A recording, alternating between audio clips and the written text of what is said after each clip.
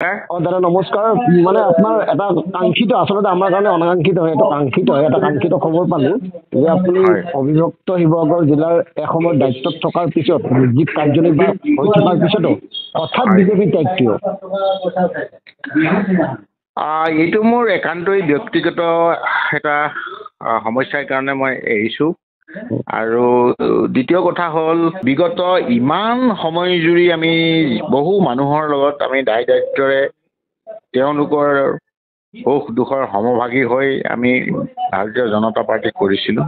হয়, গতিকে মই কালি হঠাতে সিদ্ধান্ত গ্ৰহণ কৰিছোঁ। আপোনাৰ খং ক'ত, অসুবিধা কি, আপোনাৰ অসন্তুষ্ট ক'ত? অসন্তুষ্ট তেনেকুৱা একো নাই।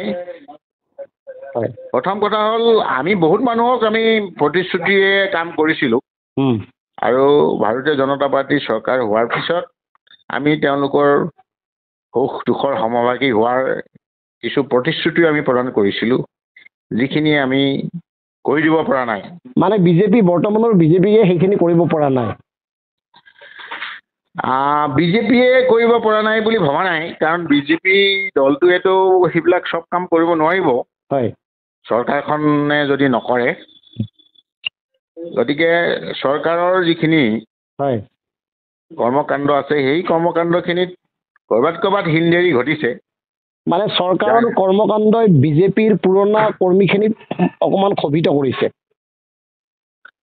ক'ৰবাত ক্ষোভিত কৰিছে, কাৰণ বহুত মানুহৰ আশা আকাংক্ষাৰে এই ভাৰতীয় জনতা পাৰ্টীক চৰকাৰ গঠন কৰাৰ আওতালৈ আনিছিলে অসমৰ সৰ্বসাধাৰণ ৰাইজে। আৰু এই অসমৰ সৰ্বসাধাৰণ ৰাইজৰ জীৱন ধাৰণৰ মানদণ্ড পদ্ধতি সুচল কৰাৰ কাৰণেই ৰাইজে ভোট দিছিলে।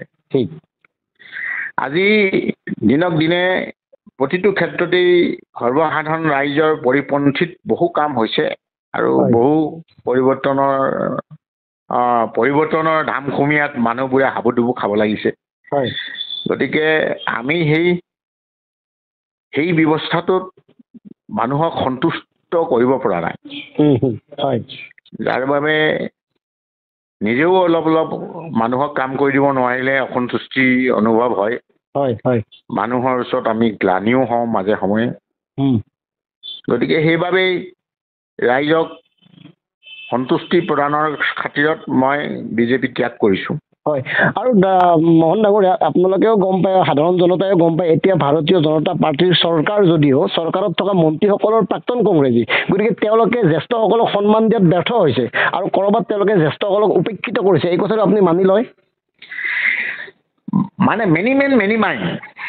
হয়, কথাটো এনেকুৱা হয়, প্ৰত্যেকজন ব্যক্তিৰে একোটা সীমাবদ্ধতা থাকে কৰ্মৰ, ভাৱৰ, চিন্তাৰ সকলো ক্ষেত্ৰত। যেতিয়া নেতৃত্বৰ পৰিৱৰ্তন ঘটে, দলটোৰ আভ্যন্তৰীণ ক্ষেত্ৰত যেতিয়া নেতৃত্বৰ পৰিৱৰ্তন ঘটিব, তেতিয়া সকলো ফালৰ পৰা পৰিৱৰ্তন হ'ব। ব্যক্তিজনৰ যদি চিন্তা ভাৱনা সেৱামূলক যদি নহয়, তেতিয়াহ'লে সাংঘাতিক ধৰণৰ পৰিৱৰ্তন হ'ব পাৰে। আৰু এই কথাবিলাক থাকে ৰাজনৈতিক দল বুলি নহয়, বিভিন্ন ধৰণৰ সামাজিক অনুষ্ঠানত মানুহে বেয়া পালে ওলাই যাব, ভাল পালে গুৰি ধৰিব, এনেকুৱা ধৰণৰ কথা হয়। বেয়া পোৱাৰ কাৰণ থাকিব লাগিব, বেয়া পোৱাৰ যুক্তি থাকিব লাগিব, বেয়া পোৱাৰ ভিত্তি থাকিব লাগিব, আৰু সেই ভিত্তিটো আপোনালোকৰ আছে কাৰণে আপোনালোকে পদত্যাগ কৰিছে। এতিয়া মই যদি সুধোঁ, আমি যদি আপোনাক সুধোঁ যে ভৱেশ কলিতাও সভাপতি হিচাপে তেওঁৰ বিজেপি দলটোক নেতৃত্ব দিয়াত ক'ৰবাত ব্যৰ্থ হৈছে? মই সিমান দূৰলৈকে ক'ব খোজা নাই, কাৰণ প্ৰত্যেকৰে একোটা নিজৰ ষ্টাইল আছে, যি ষ্টাইলত দলটোৰ নেতৃত্ব বহন কৰি থাকে। কাৰণ বিগত সময়ত আমি দেখিছোঁ, আজি বহুত বছৰ আমি দেখিলোঁ, বহুত সভাপতিৰ লগত আমি কাম কৰিছোঁ। গতিকে মই কাকোৱে দোষ দিবলৈ মই যোৱা নাই, বা দুখৰ কথা মই অৱতাৰণাও কৰিব খোজা নাই। সময়ৰ পৰিৱৰ্তনত আৰু চৰকাৰৰ এক দীঘলীয়া পৰিক্ৰমাৰ ভিতৰত প্ৰতিষ্ঠান বিৰোধী ঢৌৱে গ্ৰাস কৰে আৰু কোবাই যায়। ভাল কাম কৰিলেও মানুহে বেয়া পায়, বেয়া কাম কৰিলেও মানুহে বেয়া পায়, কাম নকৰিলেও মানুহে বেয়া পায়। কাৰণ এটা দীঘলীয়া সময় যেতিয়া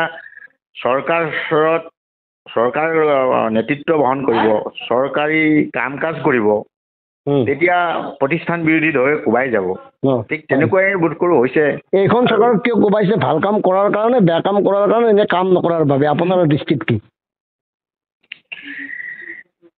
মই কাম নাই কৰা বুলিও নকওঁ আৰু কাম কৰিছে বুলিও মই নকওঁ কিন্তু মানুহক সৰ্বসাধাৰণ ভোটাৰক যিদিনালৈকে জীৱন ধাৰণৰ মানদণ্ড জীৱনৰ প্ৰক্ৰিয়া সুচল কৰি দিবৰ কাৰণে যি চৰকাৰে কাম কৰিব সেই চৰকাৰেই জনসাধাৰণৰ জনপ্ৰিয়তা অৰ্জন কৰিব এই হিতাধিকাৰী সৰ্বস্ব এইখন চৰকাৰে সাধাৰণ জনতাৰ উন্নয়নৰ নামত মানে আপুনি যদি আপোনাৰ দৃষ্টিৰে যদি কওঁ মানে কোনো ধৰণৰ তেনেকুৱা কাৰ্যকৰী কাম কৰা নাই উৎপাদনমুখী তেওঁলোকক ভিক্ষাৰী সজাই আছে আমাৰ মোৰ আন এটা প্ৰশ্ন হ'ল আপোনালোকে জ্যেষ্ঠসকল ক'ৰবাত কেনেবাকৈ এই নতুনখিনিৰ দ্বাৰা উপেক্ষিত অনাদৃত হৈছে বুলি ভাবে নেকি নতুন যিখিনি এতিয়া বিজেপিত উঠাব জয়ন্ত মল্ল বৰুৱা পীযুষ হাজৰিকা দিগন্ত কলিতা মানৱ ডেকা তেওঁলোকে এতিয়া বিজেপিৰ হৈ সৰ্বময় কথা চব কয় বিজেপিৰ কথা জয়ন্ত মল্ল বৰুৱাৰ দৰে বিজেপি নাই তেনেকুৱাও কয় গতিকে সেই তেনেকুৱা কথাত আপোনালোকৰ দৰে জ্যেষ্ঠসকল প্ৰবীণসকল অগ্ৰজসকল ক'ৰবাত ক্ষুণ্ণ হৈছে নেকি নহয় কথাটো ঠিকেই অৱতাৰণা কৰিছে কিন্তু কথাটো এনেকুৱা প্ৰত্যেকজন ব্যক্তিয়ে নিজৰ নিজৰ চিন্তা ভাৱনা কৰ্ম পন্থাৰ একোটা সীমাবদ্ধতা থাকে হয় প্ৰত্যেক ব্যক্তি সীমাবদ্ধতা গণ্ডিতে কাম কৰিব মানে কোনো এজন ব্যক্তিয়ে নেতৃত্বৰ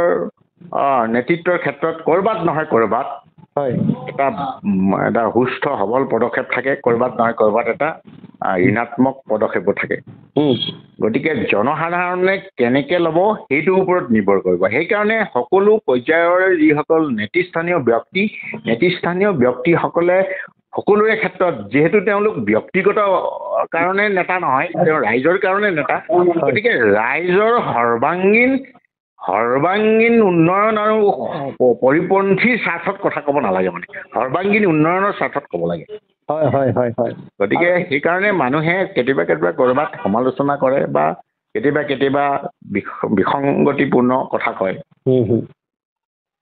অনাগত সময়ত আপোনাৰ কিবা ৰাজনৈতিক দলত যোগদানৰ সম্ভাৱনা অন্য কোনো বিকল্প ৰাজনীতিত এতিয়ালৈকে তেনেকুৱা কোনো ধৰণৰ উচিত বা ফাইনেল সিদ্ধান্তত অহা নাই হয় আৰু সময়ৰ যিহেতু আহ্বান থাকিব হয় আৰু বিজেপি ত্যাগ কৰাটো মোৰ কাৰণে এটা সময়ৰে আহ্বান বুলি মই নিজকে গণ্য কৰিছোঁ হয় আৰু আগন্তুক সময়তো সময়ৰ আহ্বানত আমি ধাৱমান হ'ম বুলি মই আপোনাৰ চেনেলৰ যোগেদি সকলো ৰাইজক মই কৃতজ্ঞতা আৰু ভাৰতীয় জনতা পাৰ্টীৰ সকলো পৰ্যায়ৰ কাৰ্যকৰ্তাক মই ধন্যবাদ আৰু চিৰকৃতজ্ঞতা মই প্ৰকাশ কৰিছোঁ কাৰণ বিগত 17-18 বছৰ ধৰি মোক দলে যি ধৰণে বিভিন্ন ঠাইত কাম কৰিবৰ কাৰণে সুযোগ প্ৰদান কৰিলে অসমৰ জাতি মাটি ভেটি সুৰক্ষাৰ স্বাৰ্থত ভাৰতীয় জনতা পাৰ্টীয়ে যি ধৰণে আমাক কাম কৰিবৰ কাৰণে দায়িত্ব অৰ্পণ কৰিছিলে সেই সকলোবোৰ নীতি নিষ্ঠাৰে অসমীয়া জাতিৰ স্বাৰ্থৰ হকে মই কাম কৰি আহিছোঁ সেইবোৰ সকলো কাৰ্যকৰ্তাৰে অনুধাৱন কৰে অনুভৱ কৰে আৰু দেখিছে গতিকে সেই সকলো পৰ্যায়ৰ কাৰ্যকৰ্তাক মই আপোনাৰ চেনেলৰ যোগেদি কৃতজ্ঞতা লগতে তেওঁলোকৰ ওচৰত আমি চিৰঋণী হৈ ৰৈছোঁ এই কথাটো মই অকপতে স্বীকাৰ কৰিছোঁ মোৰ আপোনালৈ এটা শেষ প্ৰশ্ন হয় আপুনি স্পষ্টভাৱে উত্তৰটো দিলে আমিও ভাল পাম দৰ্শকে ভাল পাব হয় আপোনালোকে আপুনি ক'লে 17-18 বছৰ আপুনি বিজেপি কৰিছে আমিও বিজেপি দেখিছোঁ উত্থান দেখিছোঁ বিজেপিৰ বিৰুদ্ধে মানুহৰ ঘৃণাও দেখিছোঁ খঙো দেখিছোঁ তাৰপিছতো বিজেপিৰ কৰ্মকৰ্তাসকলে যি নীতিনিষ্ঠতাৰে সাহসেৰে আপোচিনভাৱে বিজেপি দলটোক এই পৰ্যায়লৈ আনিলে গতিকে তেতিয়াৰ সেই তাহানিৰ বিজেপি দলটো আৰু এতিয়াৰ বিজেপি দলটোৰ মাজত আকাশ পাতাল পাৰ্থক্য অনুভৱ নকৰেনে আপুনি যদি নকৰে কিয় নকৰে আৰু যদি কৰে কিয় কৰে চমুকে নাই মই কৈছোঁৱেই যেতিয়া দীৰ্ঘ সময় শাসনত থাকিব এটা দল হয় মানে প্ৰতিষ্ঠান বিৰোধী হৈ কোবাই থাকিব হয় আৰু ভাৰতীয় জনতা পাৰ্টীকো প্ৰতিষ্ঠান বিৰোধী হৈ কোবাবলৈ শুভাৰম্ভ কৰিছে মানে এই শুভাৰম্ভণি হৈছে মানে গতিকে সেইকাৰণে আৰু প্ৰত্যেকজন ব্যক্তি মানে মই কৈছোঁৱেই প্ৰত্যেকজন ব্যক্তি একোটা মানে সীমাবদ্ধতা থাকে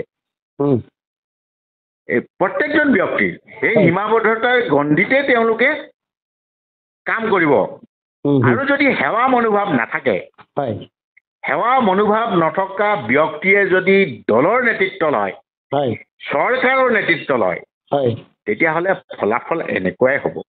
ঠিক ঠিক আমি বুজিলো, আমি হয়। দৰ্শকেও নিশ্চয় বুজিলো আপুনি কি ক'ব খুজিছে। গতিকে অনাগত হয়। সময়ত আপোনাৰ ৰাজনৈতিক জীৱনটো সুখকৰ হওক আৰু সাধাৰণ জনতাৰ হৈ সাধাৰণ জনতাৰ লগত থাকি সাধাৰণ জনতাৰ বাবে কাম কৰক, তাকে হয়। আমি আপোনাক শুভেচ্ছা অভিনন্দন শুভকামনা জনাইছো।